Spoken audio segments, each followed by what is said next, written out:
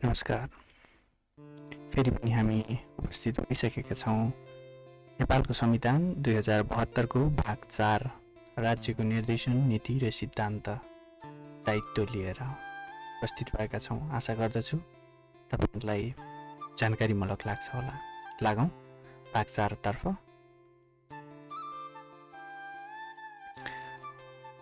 भाग 4 राज्यको निर्देशन सिद्धान्त नीति तथा दायित्व यस प्रकार रहेको छ।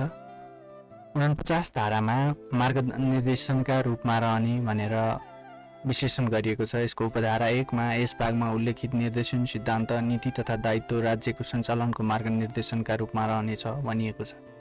त्यसैगरी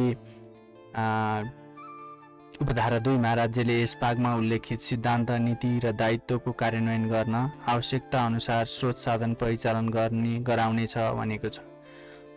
50 धारामा निर्देशनका सिद्धान्तहरू भनिएको छ। 1 मा नेपालको स्वतन्त्रता, सार्वभौमसत्ता, भौगोलिक अखण्डता र स्वाधीनतालाई सर्वोपरि राख्दै नागरिकको जीव, धन, समानता र स्वतन्त्रताको संरक्षण गरी कानुनको शासन, मौलिक हक तथा मानवाधिकारका मूल्य र मान्यता, लैङ्गिक समानता, समानुपातिक समावेशीकरण, सहभागिता र सामाजिक न्यायको माध्यमबाट राष्ट्रिय जीवनका सबै क्षेत्रमा न्यायपूर्ण व्यवस्था कायम गर्दै लोक कल्याणकारी राज्य व्यवस्थाको स्थापना गर्ने तथा परस्पर सहयोगमा आधारित संघीयताका आधारमा संघीय इकाइहरूको बीच सम्बन्ध सञ्चालन गर्दै स्थानीय स्वायत्तता र विकेन्द्रीकरणको आधारमा शासन व्यवस्थामा समानुपातिक सिद्धान्तलाई आत्मसात गर्दै लोकतान्त्रिक अधिकारको उपभोग गर्न पाउने अवस्था सुनिश्चित गर्न संघीय लोकतान्त्रिक गणतन्त्रात्मक व्यवस्था सुदृढ गर्ने राज्यको राजनीतिक उद्देश्य हुनेछ भनिएको छ। त्यसैगरी उपधारा 2 मा धर्म, संस्कृति,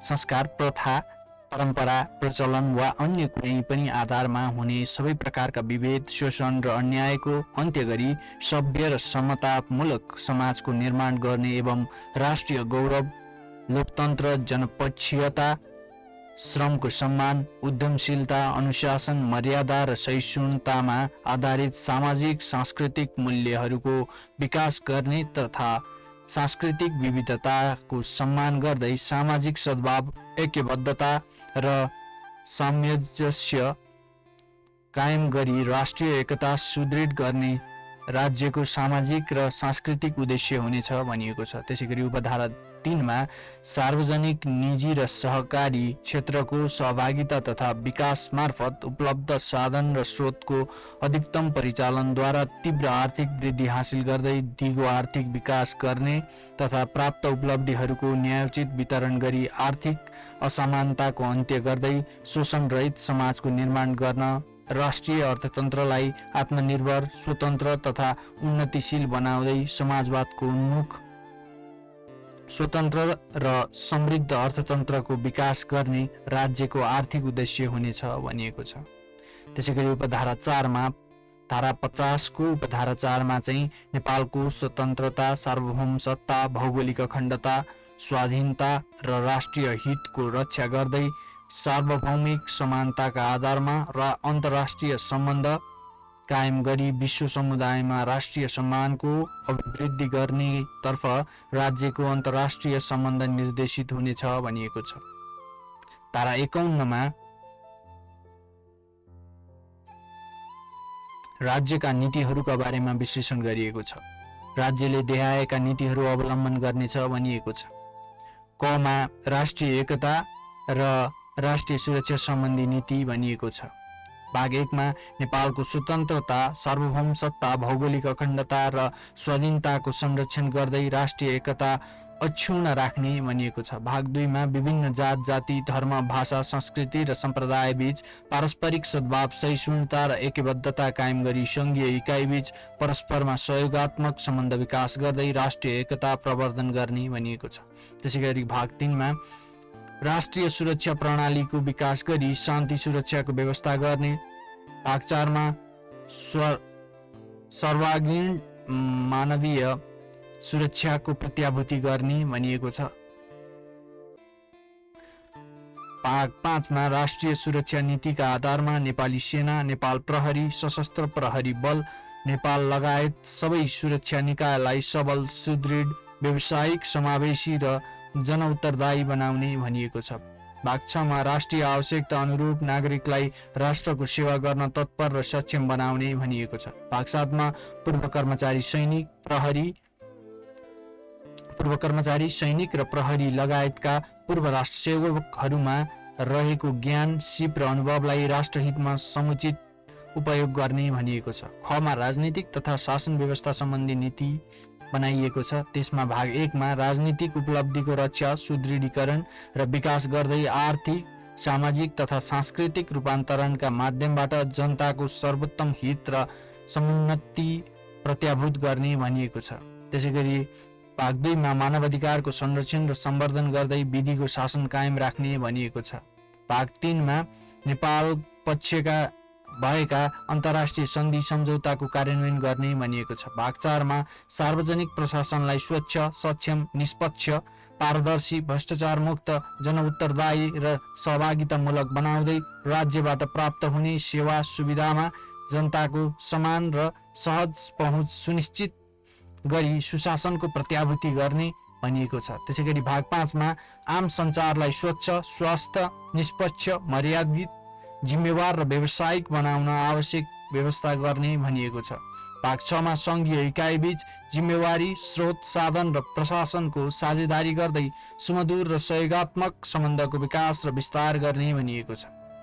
ग मा सामाजिक र सांस्कृतिक रूपान्तरण सम्बन्धी नीति भनिएको छ। भाग 1 मा स्वास्थ्य र सभ्य संस्कृतिको विकास गरी सामाजिक सुसम्बन्धमा आधारित समाजको निर्माण गर्ने भनिएको छ। त्यसैगरी भाग 2 मा ऐतिहासिक, पुरातात्विक तथा सामाजिक सम्पदाको संरक्षण, सम्वर्धन र विकासका लागि अध्ययन, अनुसन्धान, उत्खनन तथा प्रचार प्रसार गर्ने भनिएको छ। भाग 3 मा सामाजिक, सांस्कृतिक तथा सेवामूलक कार्यमा स्थानीय समुदायको सृजनशीलताको प्रवर्धन र परिचालन गरी स्थानीय जनसहभागिता अभिवृद्धि गर्दै सामुदायिक विकास गर्ने भनिएको छ। भाग 4 मा राष्ट्रिय सम्पदाको रूपमा रहेका कला, साहित्य र सङ्गीतको विकासमा जोड दिने भनिएको छ। त्यसैगरी भाग 5 मा समाजमा विद्यमान धर्म, प्रथा, परम्परा, रीति तथा संस्कारका नाममा हुने सबै प्रकारका विभेद, असमानता, शोषण र अन्यायको अन्त्य गर्ने भनिएको छ। भाग 6 मा देशको सांस्कृतिक विविधता कायम राख्दै समानता एवं सहअस्तित्वका आधारमा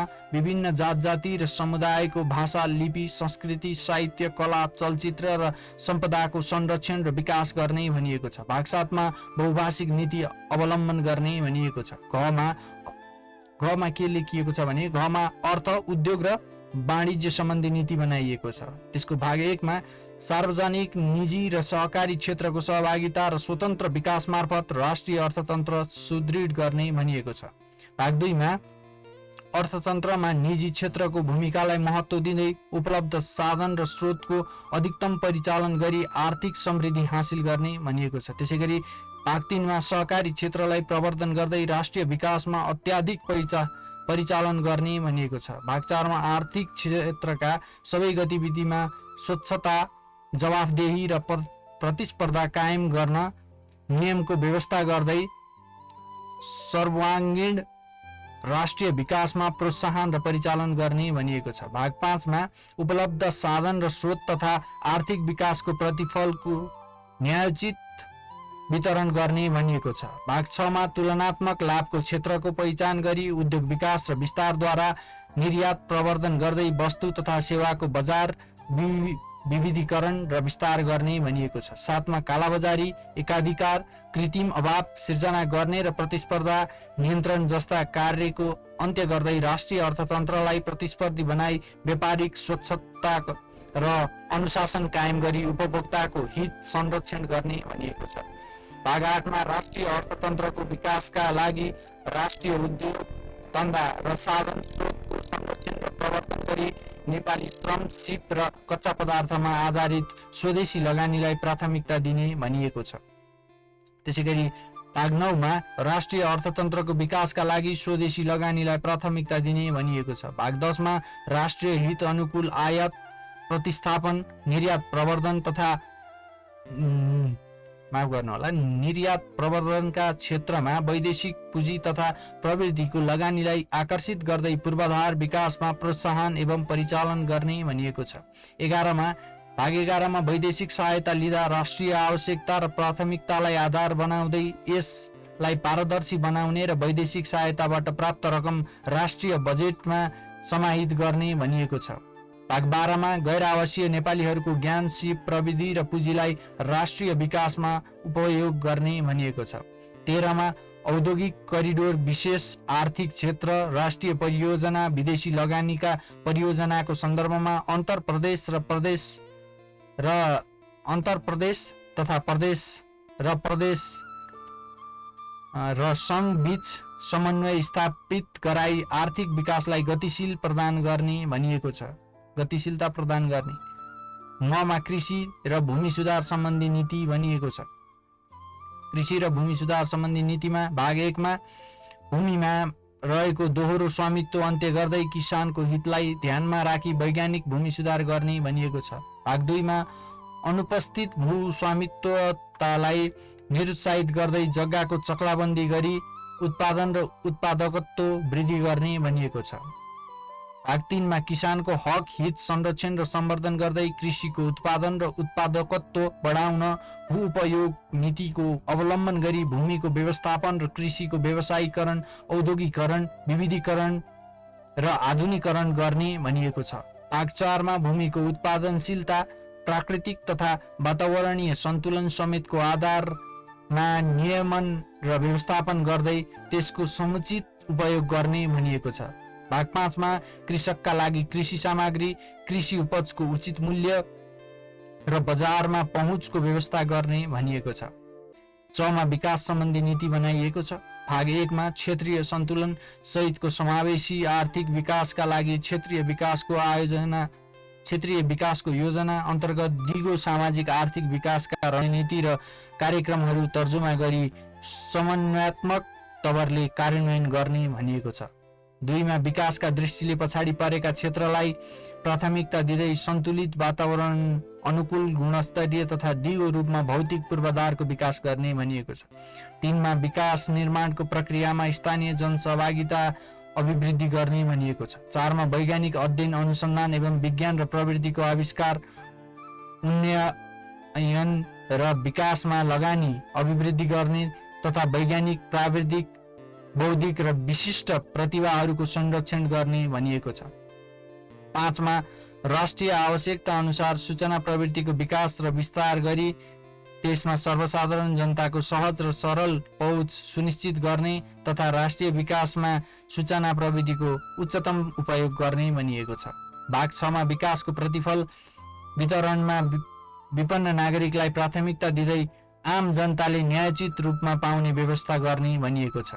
7 मा एकीकृत राष्ट्रिय परिचय व्यवस्थापन सूचना प्रणाली विकास गरी नागरिकका सबै प्रकारका सूचना र विवरणहरू एकीकृत रूपमा व्यवस्थापन गर्ने तथा यसलाई राज्यबाट उपलब्ध हुने सेवा, सुविधा र राष्ट्रिय विकास योजनासँग आबद्ध गर्ने भनिएको छ। 8 मा जनसाङ्ख्यिक तथ्याङ्कलाई अद्यावधिक गर्दै राष्ट्रिय विकास योजनासँग आबद्ध गर्ने भनिएको छ। 6 मा प्राकृतिक साधन स्रोतको संरक्षण, सम्वर्धन र उपयोग सम्बन्धी नीति भनिएको छ। 6 को 1 मा राष्ट्रिय हित अनुकूल तथा अन्तर्पुस्ता समन्वयको मान्यतालाई आत्मसात गर्दै देशमा उपलब्ध प्राकृतिक स्रोत साधनको संरक्षण, सम्वर्धन र वातावरण अनुकूल दिगो रूपमा उपयोग गर्ने र स्थानीय समुदायलाई प्राथमिकता र अग्राधिकार दिँदै प्राप्त प्रतिफलहरूको न्यायोचित वितरण गर्ने भनिएको छ। 2 मा जनसहभागितामा आधारित स्वदेशी लगानीलाई प्राथमिकता दिँदै जलस्रोतको बहुउपयोगी विकास गर्ने भनिएको छ।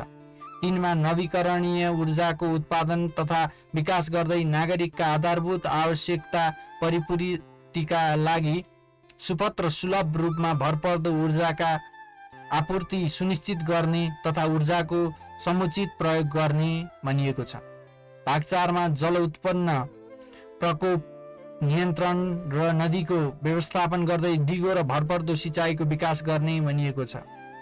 त्यसैगरी 5 मा जनसाधारणमा वातावरणीय स्वच्छता सम्बन्धी चेतना बढाई औद्योगिक एवं भौतिक विकासबाट वातावरणमा पर्न सक्ने जोखिमलाई न्यूनीकरण गर्दै वन, वन्यजन्तु, पन्छी, वनस्पति तथा जैविक विविधताको संरक्षण, सम्वर्धन र दिगो उपयोग गर्ने भनिएको छ। 6 मा वातावरणीय सन्तुलनका लागि आवश्यक भूभागमा वन क्षेत्र कायम राख्ने भनिएको छ। 7 मा प्रकृति, वातावरण वा जैविक विविधतामाथि नकारात्मक असर परेको वा पर्न सक्ने अवस्थामा नकारात्मक वातावरणीय प्रभाव निर्मूल वा न्यून गर्न उपयुक्त उपायहरू अवलम्बन गर्ने भनिएको छ। 8 मा वातावरण प्रदूषण गर्नेले सो बापत दायित्व बेहोर्नुपर्ने तथा वातावरण संरक्षणमा पूर्व सावधानी र पूर्व सूचित सहमति जस्ता पर्यावरणीय दिगो विकासका सिद्धान्त अवलम्बन गर्ने भनिएको छ। 9 मा भाग 9 मा प्राकृतिक प्रकोपबाट हुने जोखिम न्यूनीकरण गर्न पूर्व सूचना, तयारी, उद्धार, राहत एवं पुनर्स्थापना गर्ने भनिएको छ। जमा नागरिकका आधारभूत आवश्यकता सम्बन्धी नीति बनाइएको छ। भाग 1 मा शिक्षालाई वैज्ञानिक, प्राविधिक, व्यावसायिक, सिपमूलक, रोजगारमूलक एवं जनमुखी बनाउँदै सक्षम, प्रतिस्पर्धी, नैतिक एवं राष्ट्रिय हितप्रति समर्पित जनशक्ति तयार गर्ने भनिएको छ। 2 मा शिक्षा क्षेत्रमा राज्यको लगानी अभिवृद्धि गर्दै शिक्षामा भएको निजी क्षेत्रको लगानीलाई नियमन र व्यवस्थापन गरी सेवामूलक बनाउने भनिएको छ। 3 मा उच्च शिक्षालाई सहज, गुणस्तरीय र पहुँचयोग्य बनाई क्रमशः निशुल्क बनाउँदै लैजाने भनिएको छ।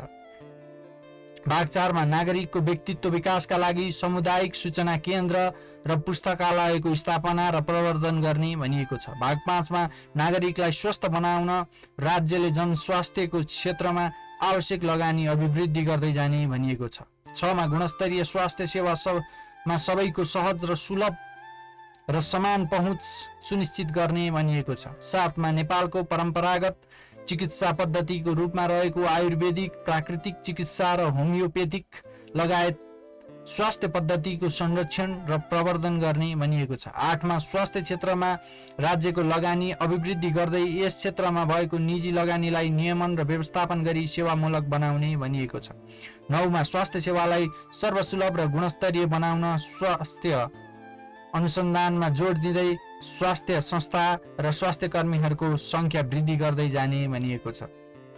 10 मा नेपालको क्षमता र आवश्यकताका आधारमा जनसङ्ख्या व्यवस्थापनका लागि परिवार नियोजनलाई प्रोत्साहित गर्दै मातृ शिशु मृत्युदर घटाई औसत आयु बढाउने भनिएको छ। 11 मा अव्यवस्थित बसोबासलाई व्यवस्थापन गर्ने तथा योजनाबद्ध र व्यवस्थित बस्ती विकास गर्ने भनिएको छ।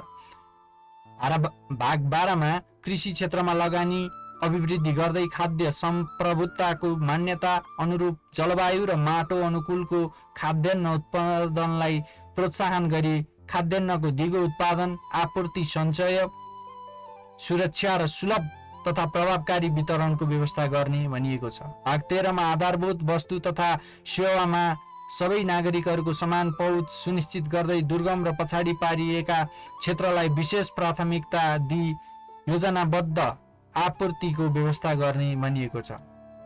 भाग 14 मा यातायात सुविधामा नागरिकहरूको सरल, सहज र समान पहुँच सुनिश्चित गर्दै यातायात क्षेत्रमा लगानी अभिवृद्धि गर्ने र वातावरण अनुकूल प्रविधिलाई प्राथमिकता दिँदै सार्वजनिक यातायातलाई प्रोत्साहन र निजी यातायातलाई नियमन गरी यातायात क्षेत्रलाई सुरक्षित, व्यवस्थित र अपाङ्गता भएका व्यक्तिलाई अनुकूल बनाउने भनिएको छ। भाग 15 मा नागरिकको स्वास्थ्य बिमा सुनिश्चित गर्दै स्वास्थ्य उपचारमा पहुँचको व्यवस्था मिलाउने भनिएको छ।